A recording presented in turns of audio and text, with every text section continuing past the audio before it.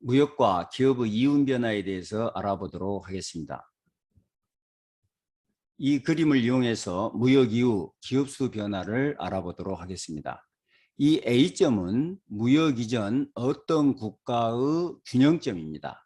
그래서 가격은 P0, 기업수는 N0인 균형 상태에서 이 국가가 다른 나라하고 무역을 하게 되면 다른 나라 시장도 활용할 수 있으니까 시장 규모가 커지고, 시장 규모가 커지기 때문에 시시곡선이 이렇게 변하게 되는 거죠. 그래서 새로운 균형점은 B점이 되고, 이 B점에서 가격은 P1으로 이렇게 하락하고 기업 수는 N0에서 N1으로 커지게 됩니다. 그런데 우리가 하나 유념해야 될 것은 이 A점은 폐쇄 경제의 균형점이고 이 B점은 세계 시장 전체의 균형점이라고 생각을 해야 된다는 것입니다. 그래서 이 N1은 세계 전체 기업 수가 된다는 것입니다. 그런데 이 N, 세계 전체 기업 수는 무역 이전 두 국가의 기업 수를 합한 것보다 더 적다는 겁니다. 자, 여기를 한번 보실까요? A점은 무역 이전 한 국가의 균형점이고 B점은 무역 이후 세계 시장 균형점을 나타낸다. 무역 이후 세계 총 기업수 N1은 무역 이전 두 국가의 기업수를 합한 것보다 적다는 거예요. 자, 그럼 왜 그렇게 적다고 우리가 이야기할 수 있겠느냐? 자, 그 다음 여기를 한번 보실까요? 균형 가격이 이렇게 하락했다는 것은 한 기업의 생산량이 증가했다는 것을 나타내고, 그런데 무역 이후에 또 무역 이전하고 시장 규모는 똑같아요.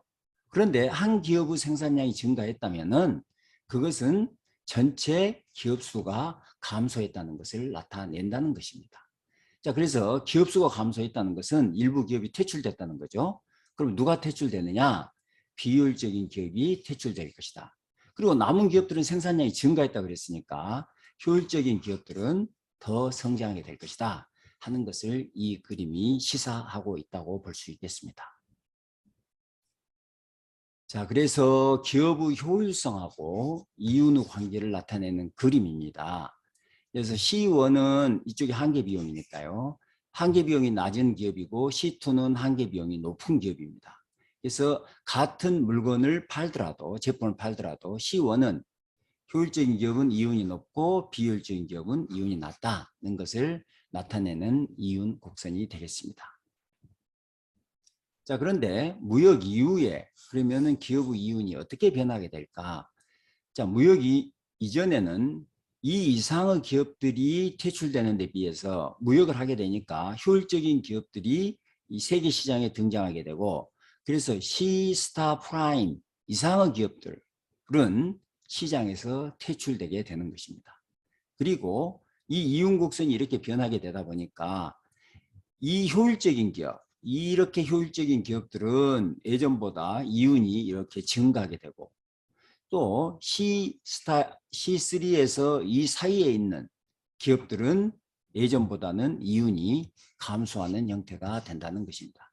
정리해서 이야기를 하면 두 나라가 무역을 하게 되니까 일부 기업들은 시장에서 퇴출되게 되고, 또 일부 기업들은 이윤이 증가하게 되지만 또 남은 기업들도 일부 기업들은 이윤이 감소하게 된다는 것입니다. 그래서 효율적인 기업은 성장하게 되고 비효율적인 기업은 퇴출되거나 생산량이 감소하면서 산업 전반적으로 생산량이 높아지는 효과를 보여주게 된다는 것입니다. 자, 이렇게 생각을 해볼까요? 이게 산업 전체의 기업 수인데 무역을 하게 되면 이 일부 기업들이 시장에서 퇴출되게 되는 거죠. 그런데 이 일부 기업들은 비효율적인 기업이고 남은 기업들이 효율적인 기업인데, 이 효율적인 남은 기업들은 옛날보다 생산량이 증가하게 되다 보니까 산업 전체적으로는 생산성이 증가하는 효과를 보여주게 된다는 것입니다. 그래서 여기를 한번 보실까요? 무역은 기술 진보와 마찬가지로 산업의 생산성 증가에 기여하게 된다는 것입니다.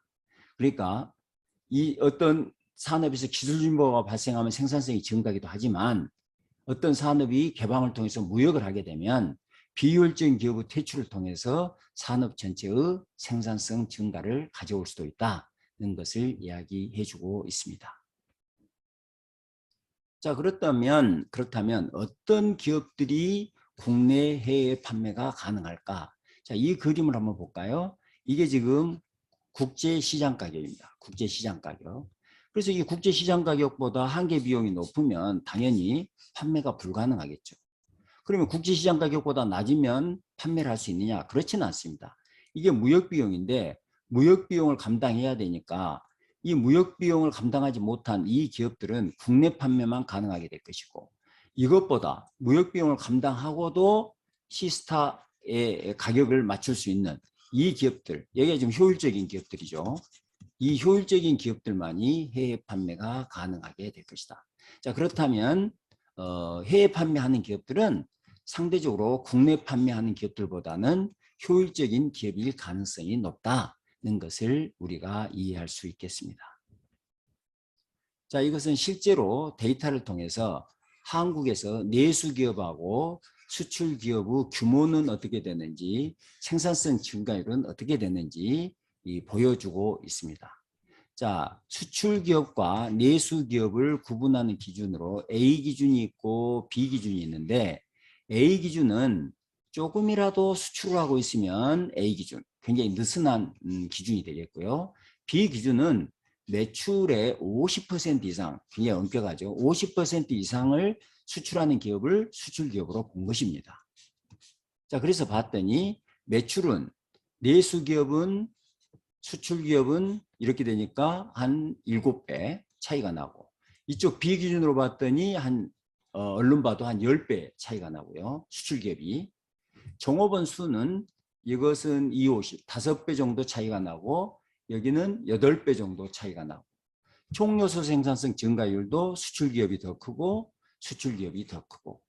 자, 그래서 수출 기업은 수출 시장에서 무역 비용을 부담해야 하기 때문에 대체로 규모가 크고 생산성이 높은 기업들이다 하는 이야기를 이 데이터가 보여주고 있습니다.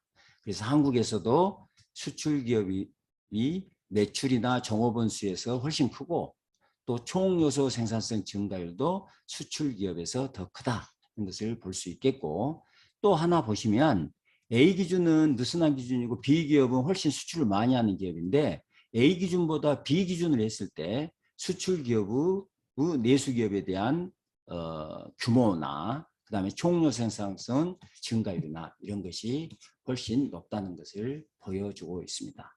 아무튼 정리해서 말씀드리면 한국에서도 내수 기업보다는 수출 기업이 규모도 크고 생산성 증가율도 빠르다는 것을 알 수 있겠습니다. 이상 강의를 마치겠습니다.